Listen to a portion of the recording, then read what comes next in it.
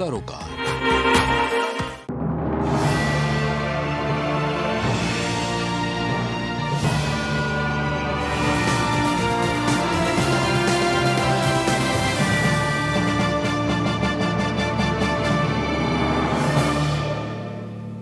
नमस्कार, आप देख रहे हैं प्राइम टीवी और मैं हूं आपके साथ नंदिनी यादव। वक्त हो गया है उत्तर प्रदेश की बड़ी खबरों का रुख कर लेते हैं खबर की ओर।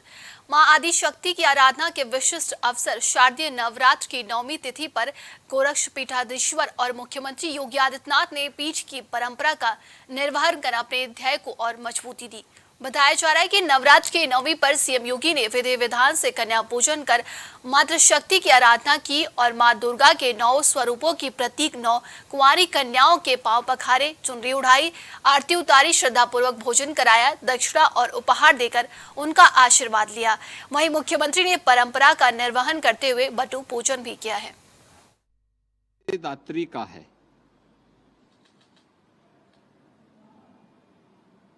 इस अवसर पर सनातन धर्म की परंपरा के अनुसार आज सनातन धर्म ने सदैव मातृशक्ति के सम्मान और उनके सशक्तिकरण पर जोर दिया और इसीलिए कुंवारी कन्याओं के पूजन का कार्यक्रम अभी यहाँ पर संपन्न हुआ है। ये मेरा सौभाग्य है कि कुंवारी कन्याओं के पूजन के अनुष्ठान के इस कार्यक्रम को संपन्न करने का अवसर मुझे प्राप्त हुआ। यह मातृशक्ति के प्रति सम्मान और सशक्तिकरण का एक बहुत अच्छा और पवित्र माध्यम भी है।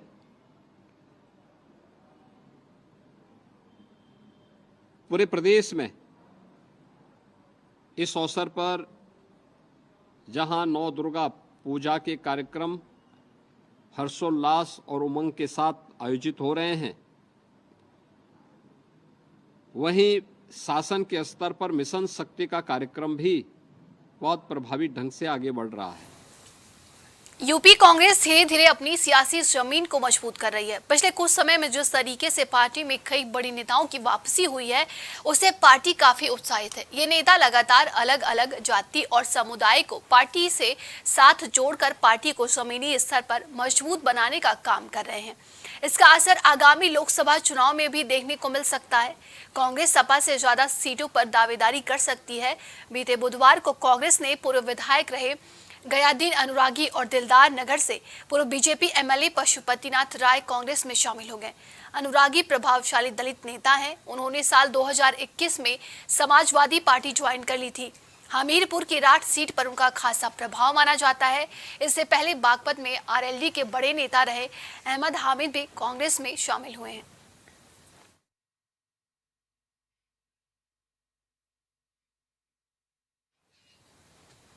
मध्य प्रदेश विधानसभा चुनाव में टिकट को लेकर समाजवादी पार्टी और कांग्रेस के बीच सियासी जंग देखने को मिल रही है। इसी बीच मध्य प्रदेश विधानसभा चुनाव में समाजवादी पार्टी ने कई सीटों पर अपने उम्मीदवार उतार दिए हैं।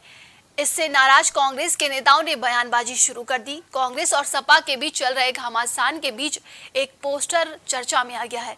दरअसल लखनऊ में समाजवादी पार्टी मुख्यालय के बाहर लगे पोस्टर ने बड़ा सियासी संदेश दिया है, जिसमें इंडिया गठबंधन के घटक दल समाजवादी पार्टी ने पोस्टर के जरिए बदला है यूपी, बदलेंगे देश का संदेश दिया है। बताया जा रहा है कि सपा नेता जयराम पांडे की ओर से लगाए गए पोस्टर में दिखाया गया है कि दिल्ली का रास्ता यूपी से होकर जाता है और इस पोस्टर में सपा शासनकाल की उपलब्धियों को दिखाया गया है।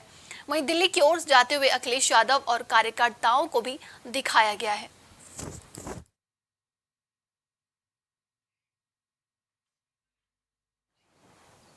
लखनऊ में मूर्ति विसर्जन, दशहरा पर्व और रावण दहन की सुरक्षा व्यवस्था को देखते हुए संयुक्त पुलिस आयुक्त उपेंद्र कुमार अग्रवाल ने बताया कि लखनऊ पुलिस ने विशेष तैयारी की है और ट्रैफिक पुलिस डायवर्जन प्लान बनाया गया है।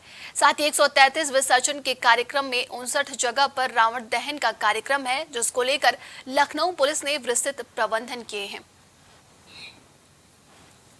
कल जैसा कि आप अवगत हैं, विजयादशमी का त्यौहार मनाया जाएगा, जिसके लिए लखनऊ पुलिस ने विस्तृत तैयारियां की हैं। ट्रैफिक पुलिस द्वारा डाइवर्जन प्लान और सारे ट्रैफिक का विवरण अलग से निर्गत किया गया है।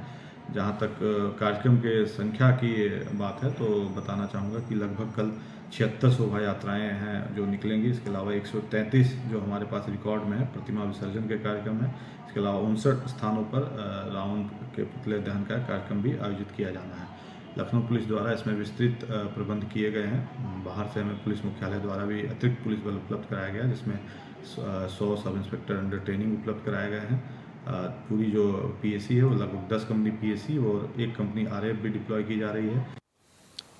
बहराइच में संचालित कार्यक्रम मिशन शक्ति के अंतर्गत विधानसभा पयागपुर में नगर पंचायत पयागपुर के जूनियर हाई स्कूल विद्यालय में शारदीय नवरात्रि के उपलक्ष्य में आयोजित कन्या पूजन वंदन कार्यक्रम बड़े उत्साह के साथ मनाया गया, जहां विधायक सुभाष त्रिपाठी के साथ भाजपा युवा मोर्चा के मंडल प्रभारी निशंक त्रिपाठी भी शामिल हुए और कार्यक्रम में सुभाष त्रिपाठी ने विद्यालय की कन्याओं के चरण धुलकर उनका पूजन वंदन किया। साथ ही दिव्यांग बच्चों को ट्राईसाइकिल वितरित किए गए।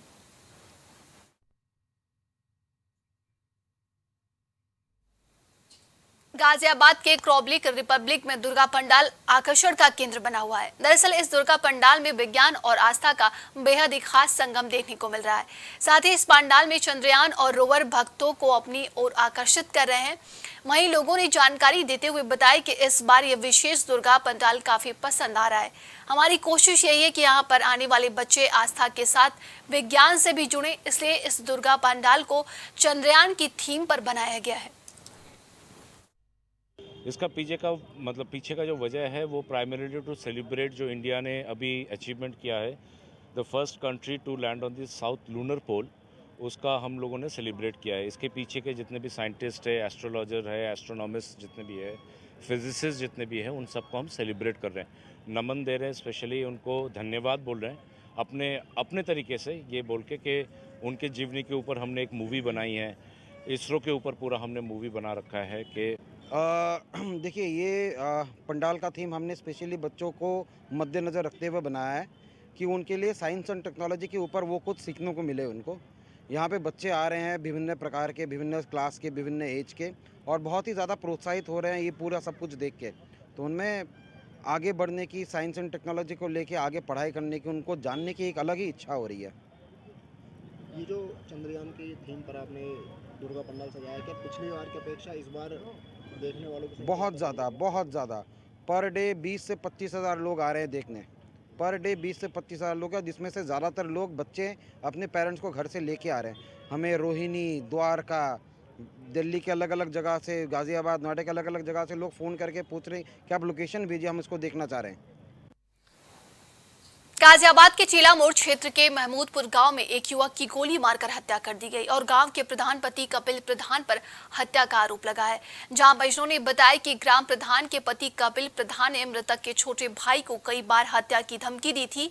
वहीं मृतक के चाचा को भी मोबाइल फोन पर युवक की हत्या की धमकी दी गई थी, जिसके बाद परिजनों ने कई बार पुलिस से शिकायत की थी, लेकिन पुलिस ने कोई उचित कार्रवाई नहीं की थी।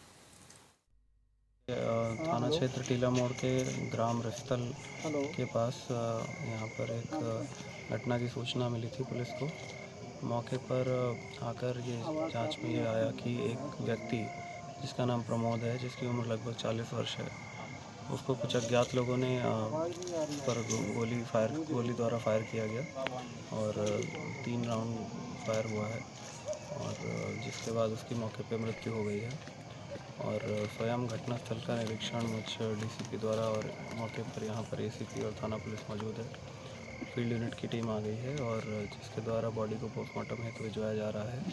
परिजनों से तहरीर प्राप्त करके एफआईआर पंजीकृत की जा रही है। और इसका कपिल इसके उसमें लगा हुआ था कि इसको मारना है, इसका मर्डर करना। क्या कारण था सर हत्या करने? कारण इसका ये था कि उसने उसको वोट नहीं दी थी। वो कहता था कि मुझे इसने वोट नहीं दी जब मैं प्रधानी के लिए खड़ा हुआ था। और अभी 30 अगस्त को रिसेंटली 1 महीने पहले मेरे पास एक कॉल आया था कपिल का। उसमें सरेआम उसने कहा था आप टीवीआर से उसको छान सकते हैं और उसको देख सकते हैं कि उसने क्या कहा था। उसने चेतावनी दी थी कि मैं उसको ख़त्म कर दूंगा, अगर मेरे को कुछ होता है तो मैं उसकी एक दीवार को। अभी के लिए उत्तर प्रदेश की खबरों में बस इतना ही। देश और दुनिया की तमाम खबरों के लिए आप देखते रहिए प्राइम टीवी।